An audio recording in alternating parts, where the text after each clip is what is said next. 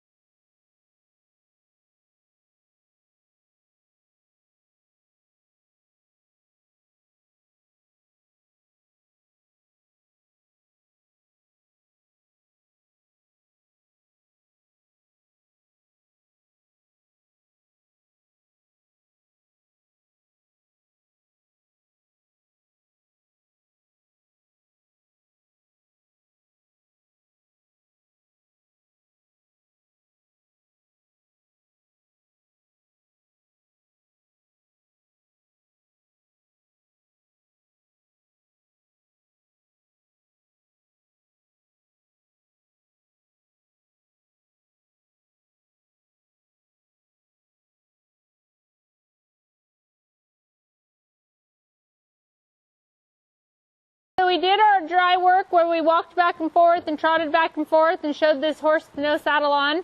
And then we went and did a little circle in front of the camera at the walk, the jog, the lope, got some stops and some backing in, just showed some of the basics that this little pleasure horse does.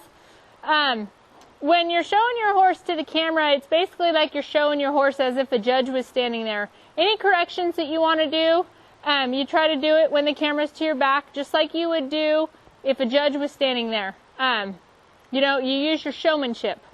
And any corrections that you have to do after you've warmed up your horse here on the circle, they can edit out. So you're looking for a nice circle, nice and even, minimal corrections, and anything that you do have to correct, do it with the camera to your back, or have your camera person edit it out. Because it's not, everybody knows that you've got little spots on every horse, but you're trying to create a nice finished product, a finished picture. So, today wasn't ideal with the weather the way it is. I don't know if you can hear me real good with the rain, and the lighting's not really good. I didn't really feel like my horse was prepared very good. I should have practiced doing a video for a couple days. She wasn't guiding real good on her circles, and her cadence wasn't perfect.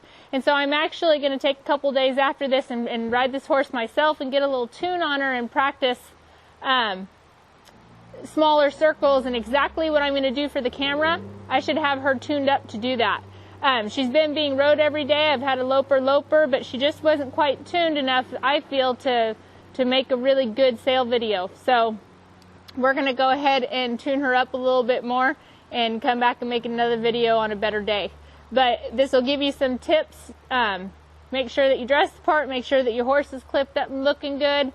When you're walking to and from the camera, make sure it's straight. When you're doing your work, do it over here in front of the camera. It doesn't do you much good to go loping down there at the end of that arena where that camera's trying to zoom in. It makes it awful hard on your camera person, and you don't get a really good view of that horse. So in your editing, make sure that you're not clicking back and forth too much from zoomed in and out, because it makes you dizzy when you watch it.